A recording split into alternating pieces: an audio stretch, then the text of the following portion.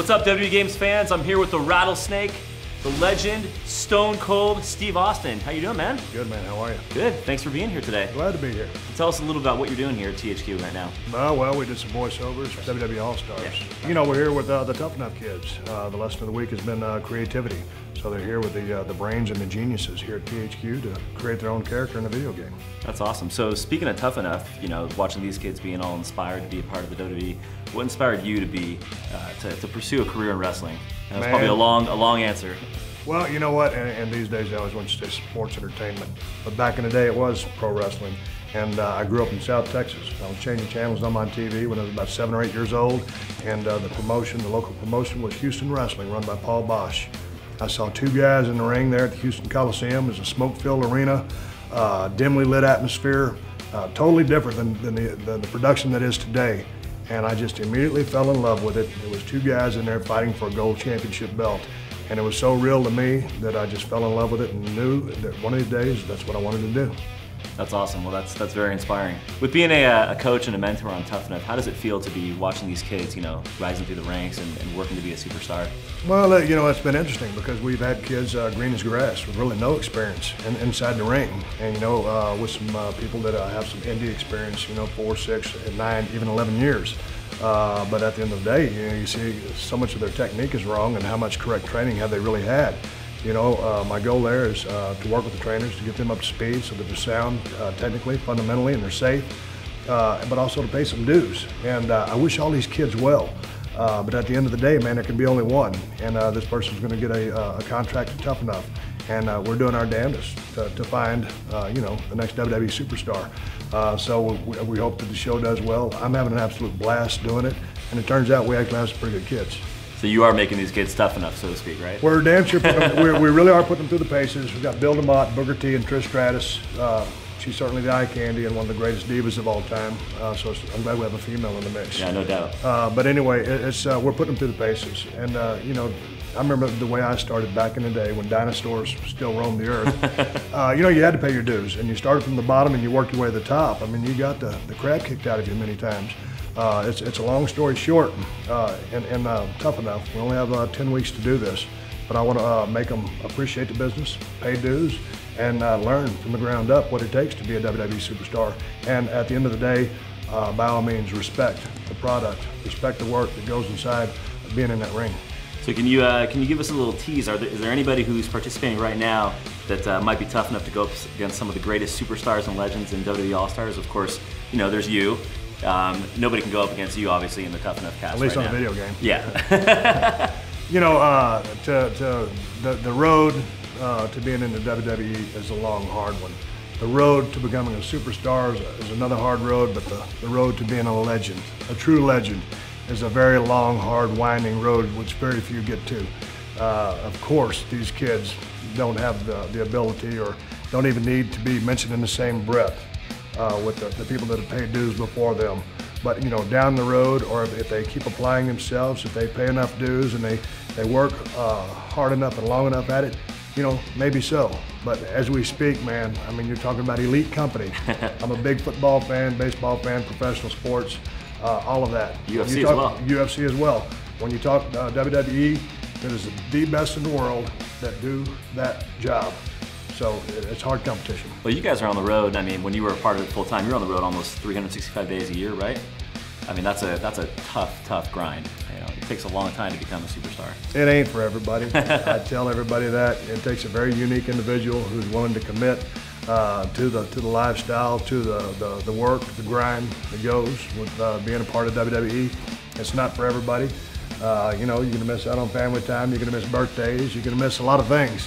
But it is what it is, and it's the greatest job I ever had. I had so much fun doing it, and I think you have to be extremely driven, extremely focused, and to some degree extremely selfish to pursue this type of lifestyle. But it is what it is, and I wouldn't trade my career for anything in the world. Well, it's, you know, it's legends like yourself that have made the WWE one of the greatest spectacles in the universe, if not the greatest spectacle. Why do you think it's continuing to be such the greatest form of entertainment today? Man, I mean, the people in you know, the force inside Titan Towers there in Stamford, Connecticut, I mean, they're committed to providing entertainment, you know, and it's gone beyond being pro wrestling to sports entertainment And man, under that umbrella, they're trying to entertain millions and millions of people. And going from, you know, their 24/7 network and every which way they're trying to expand. They're in 150 countries and 30, 40, 50 different languages now. You know, it's what you do in life is to grow and become, you know, bigger, stronger, and better. And the WWE is committed to providing, you know, this kind of entertainment for their fan base. And it's a global fan base, and it just keeps getting bigger. So, in WWE All-Stars, you're part of the legendary company of guys like Bret the Hitman Hart, The Rock, Ultimate Warrior, and superstars of today, John Cena, Randy Orton, CM Punk. What's it like being a part of one of the greatest rosters of all time in a WWE wrestling video game? You know, to sit here and talk to you as Steve Austin, man, I mean, it's an honor.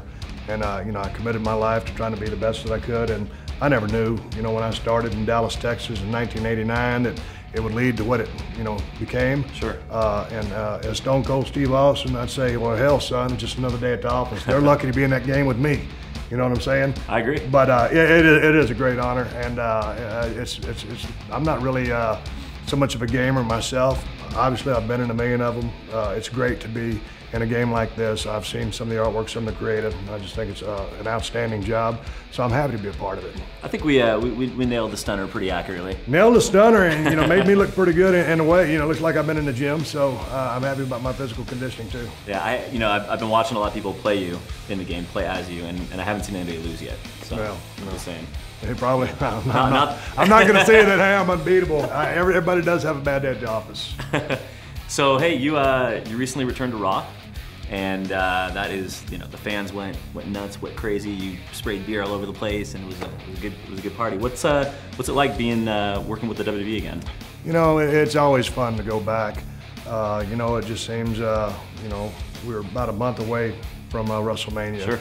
So the time out there was a little bit shorter than I would have liked it to have been. I really wanted to run my mouth and have some promo time, but we had to take care of the business at hand in a short fashion.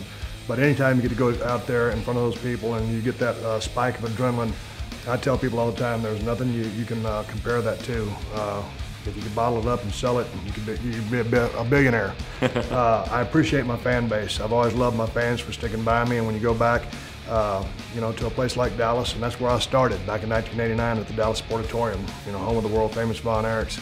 So to be back in Texas, my home state, and the town that I started in, was a good day at the office. And it's different because the product has changed so much. And right. You see the young superstars back there. You see so many green men and women back there, and they're trying to pay their dues and get their chops up and become, you know, real efficient and great mechanics in the ring. Along with, once you figure that out, putting the salt and pepper on the steak to become a loved or hated entertainer. Not a $2 steak, right? No, not a $2 steak. I mean a filet mignon. You know, to see everybody trying to hone their craft, trying to, you know, see the question marks in their minds about, you know, what do I need to do to get to the next level? It's fun to see that, and it's fun to see competition. And I remember being there, and I remember blowing past everybody and the run I had. You know, I hope everybody can have the same type of run. That won't happen, but it's good to see everybody. That's awesome.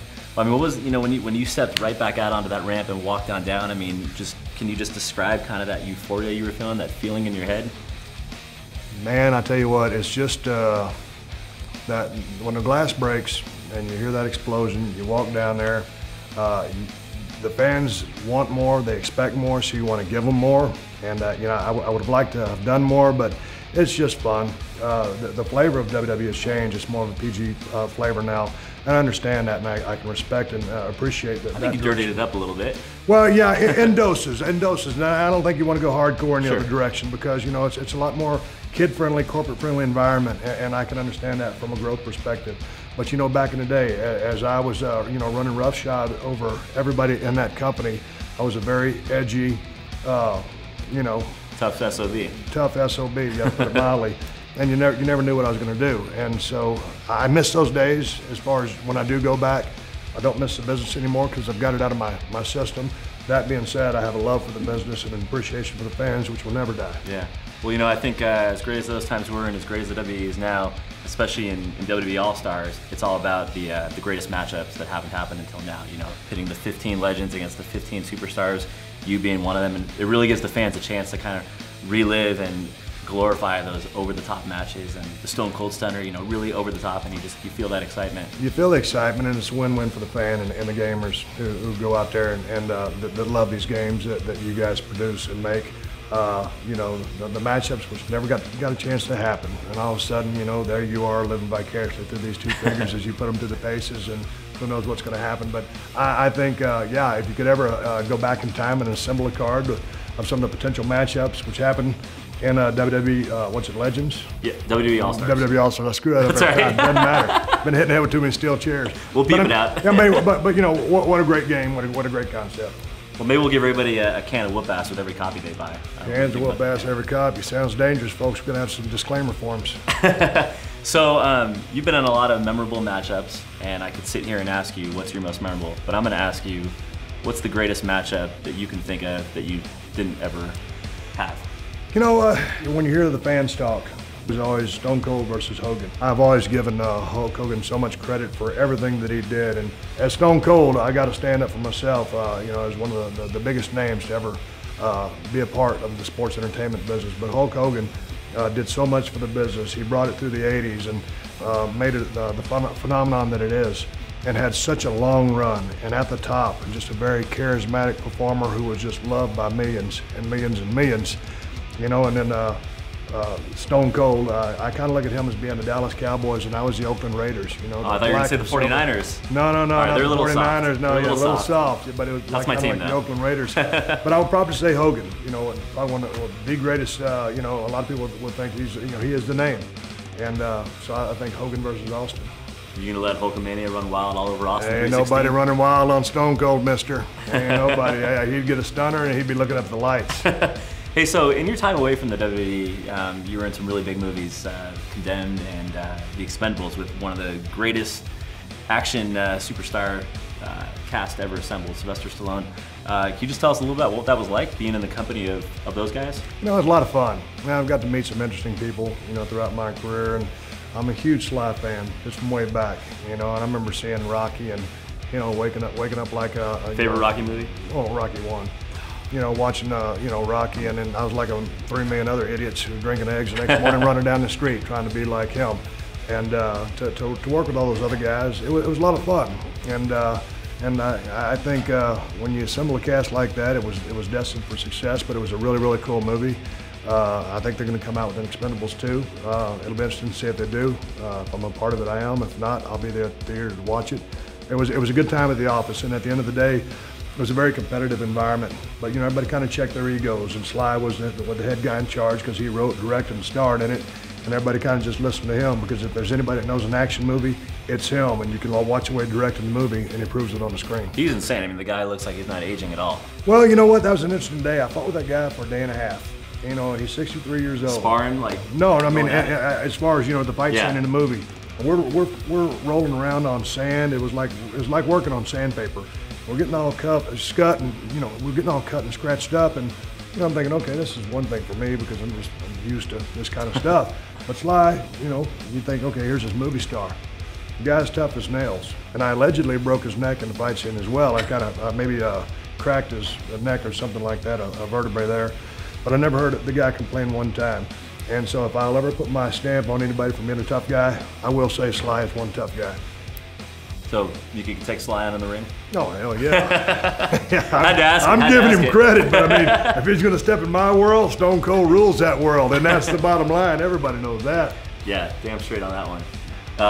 Can you give us a little tease at what the future of Steve Austin has ahead of us? Man, I'm looking forward to, right now, I'm right in the middle of a Tough Enough cycle. Yep. And man, hopefully we get picked up and this thing continues, because when I got approached with this project, I was interested and intrigued by it. I knew I would have fun. It turns out I'm having a damn blast. So I hope to continue with the Tough Enough thing. Starting in mid-April, going to Vancouver to film a movie called Recoil, a cool vigilante type movie where I get to smoke a lot of people and kick some ass.